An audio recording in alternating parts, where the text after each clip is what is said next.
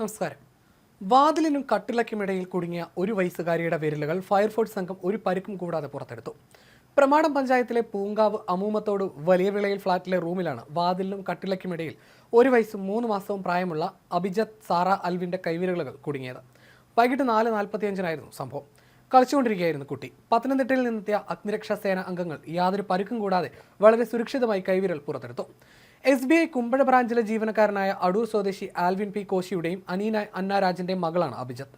Pathanamthitta fire station assistant station officer A സാബുവിന്റെ നേതൃത്വത്തിൽ senior fire and rescue officer S Ranjith, ഓഫീസർമാരായ E Naushad, S Francis, A Ranjith, V Shaiju, NR Thanseer, KR Vishnu എന്നിവർ രക്ഷാപ്രവർത്തനത്തിൽ പങ്കാളികളായി. ഒന്നും പറ്റില്ല.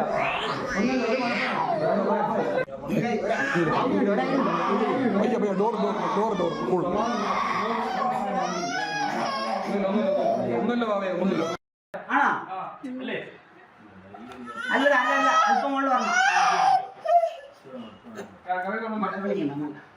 അല്പം കൂടെ മുകളിലോ? ഇല്ല, അല്പം കൂടെ.